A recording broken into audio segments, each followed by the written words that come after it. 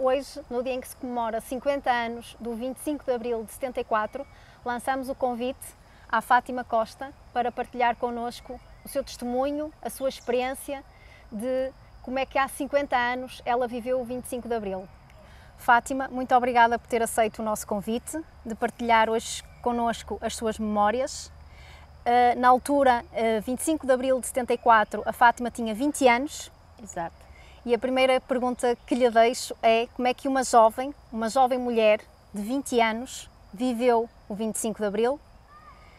Que memórias é que guarda desse dia?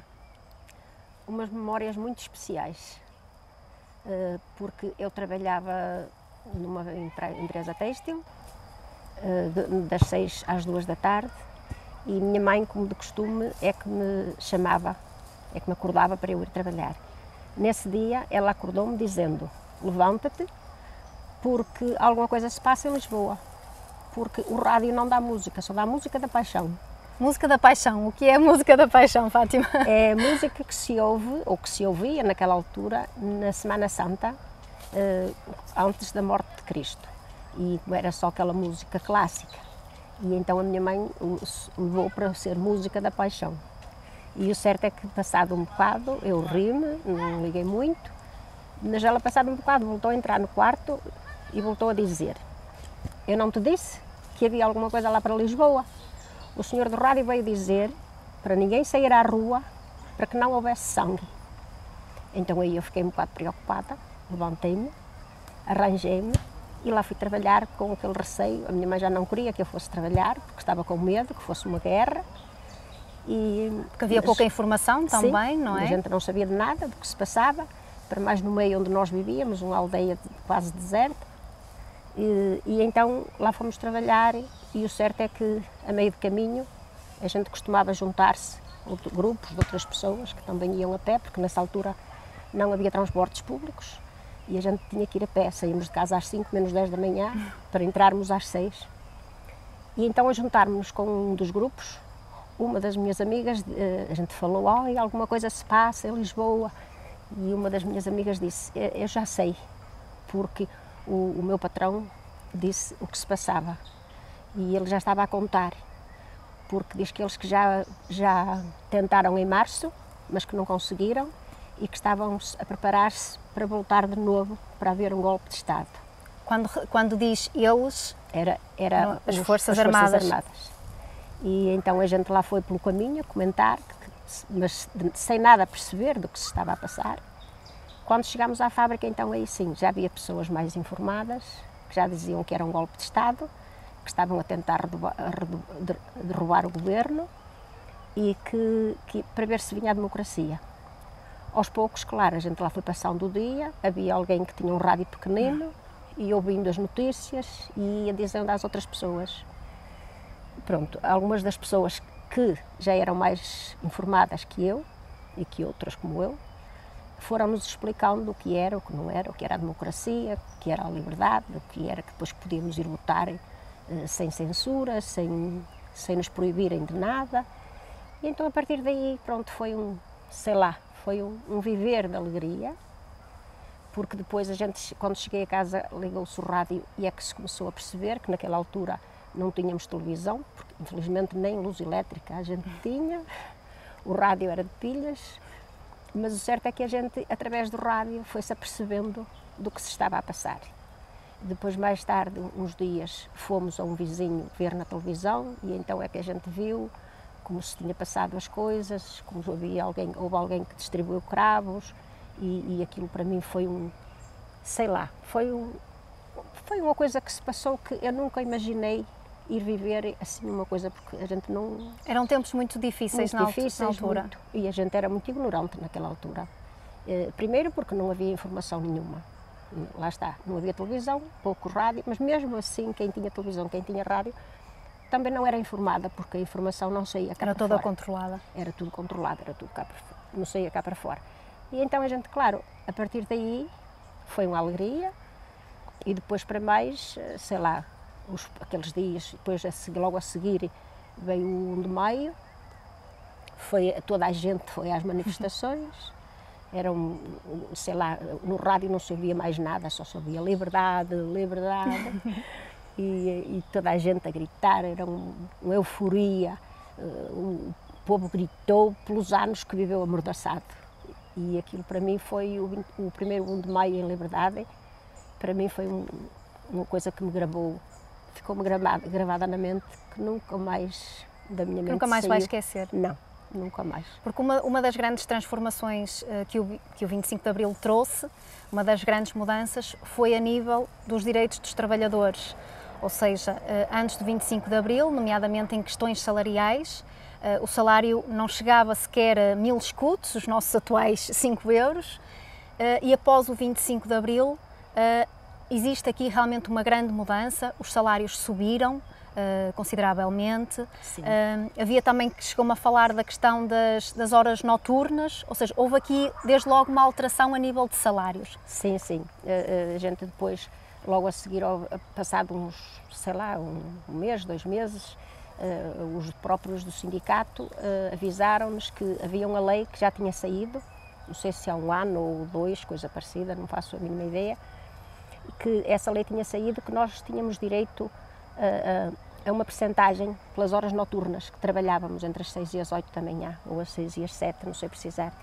E então os próprios patrões nem sequer cumpriram essa lei, nem nunca nos deram essa percentagem.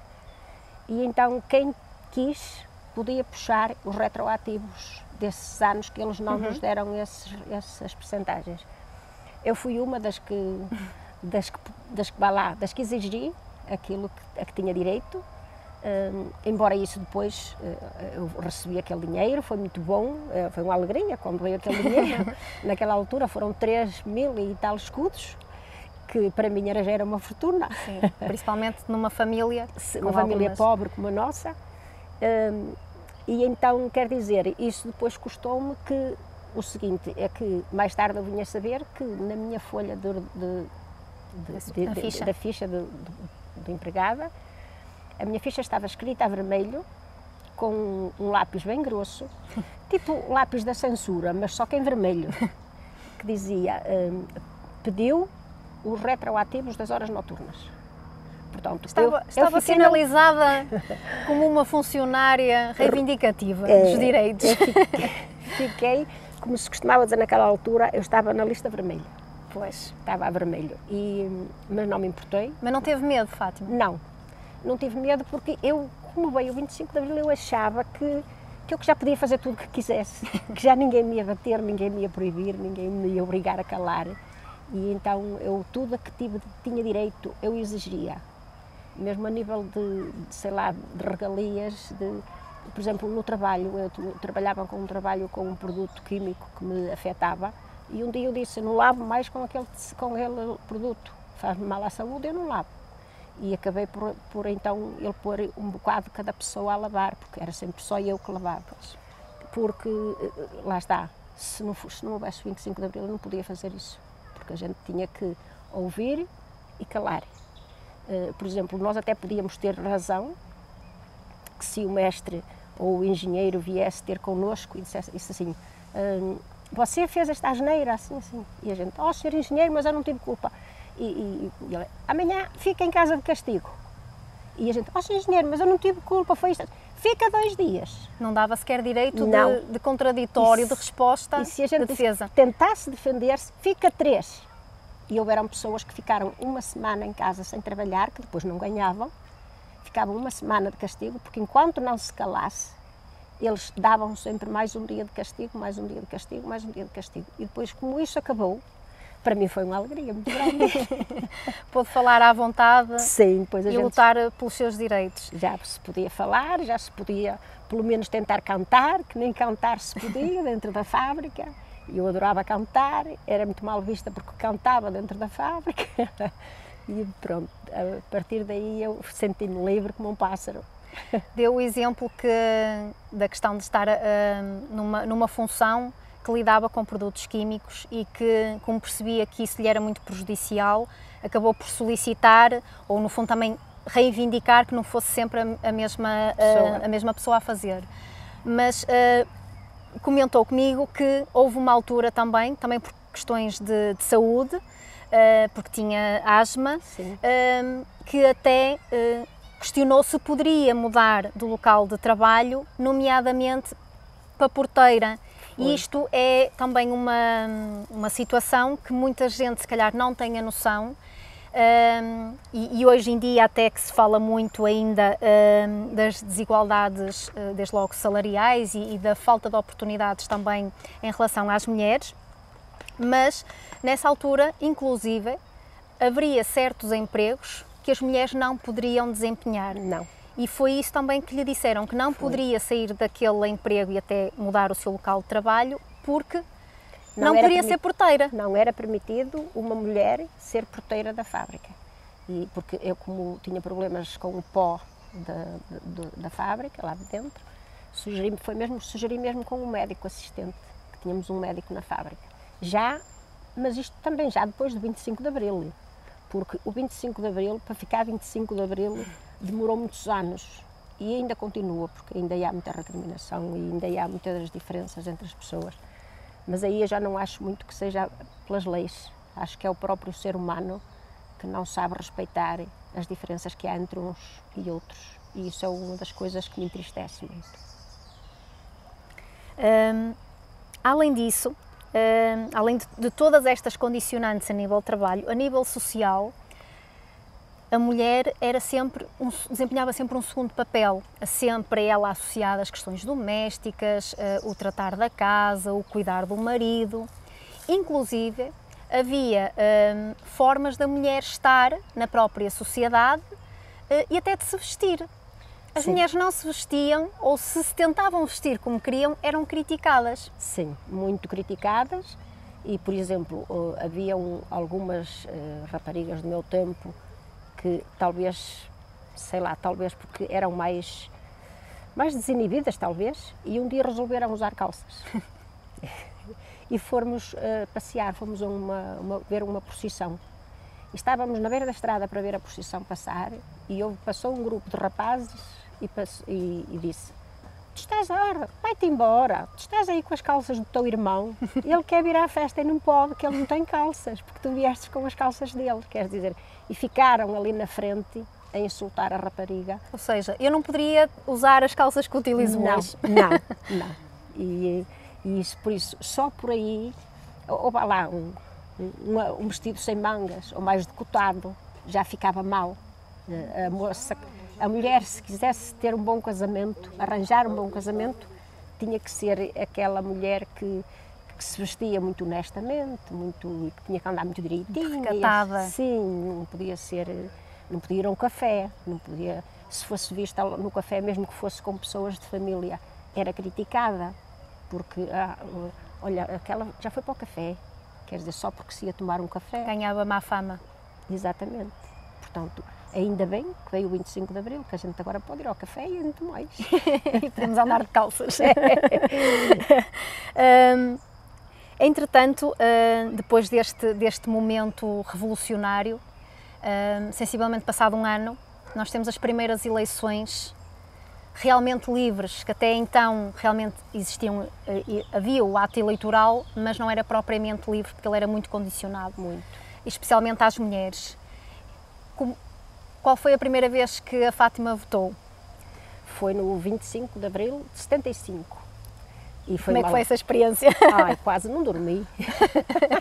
Ansiosa que chegasse amanhã, porque podia ir votar pela primeira vez com 21 anos. Já 22, que já tinha feito. 22. Não, 21. Tinha feito 21 anos já, e então podia ir votar.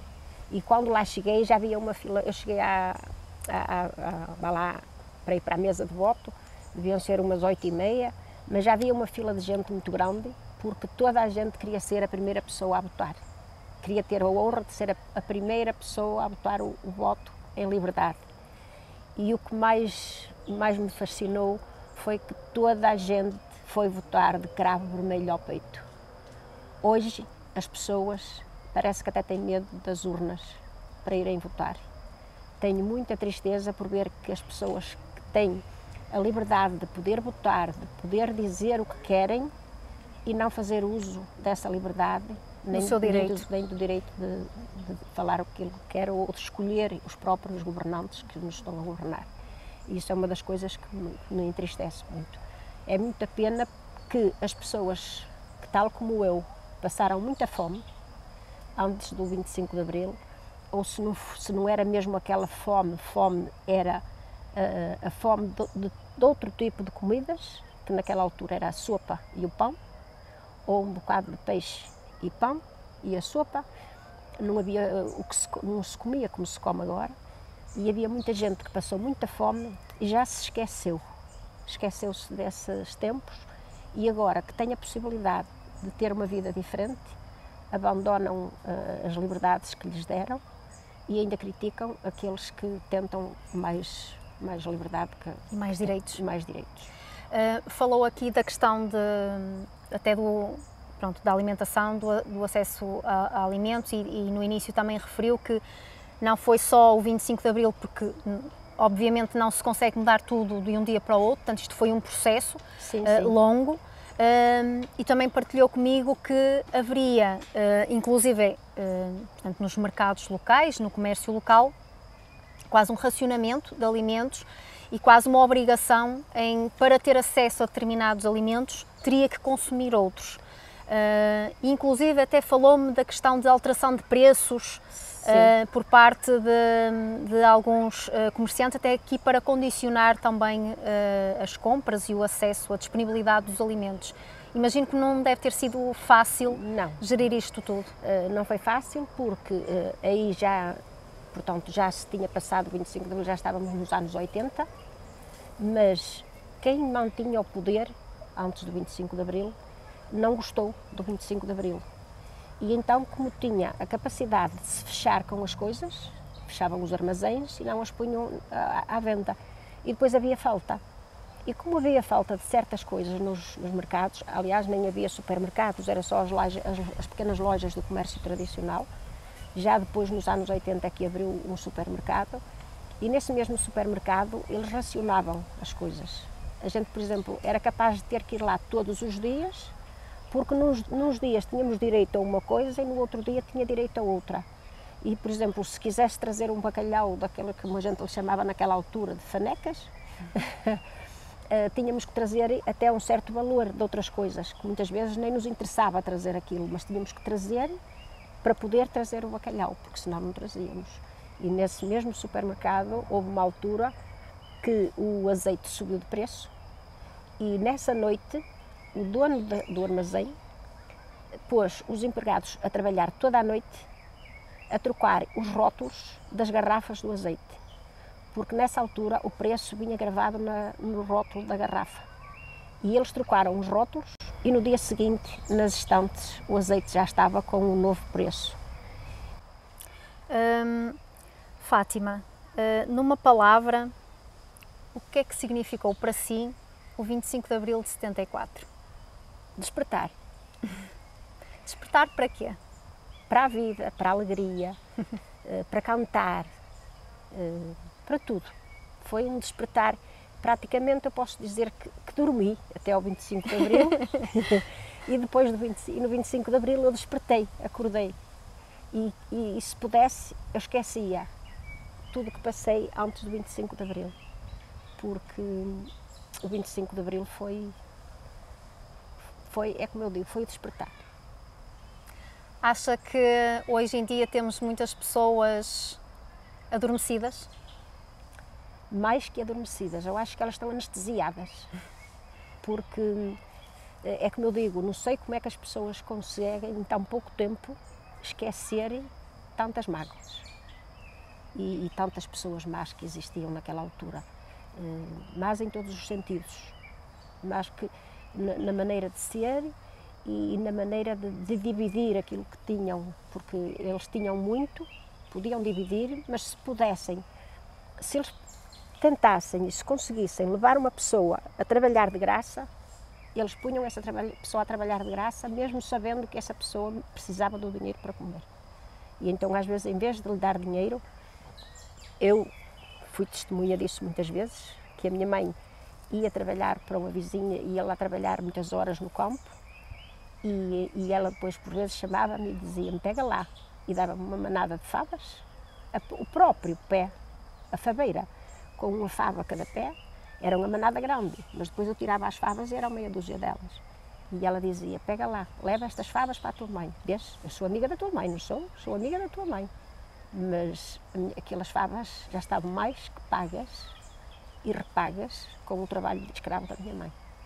E é isso que ainda hoje me entristece muito.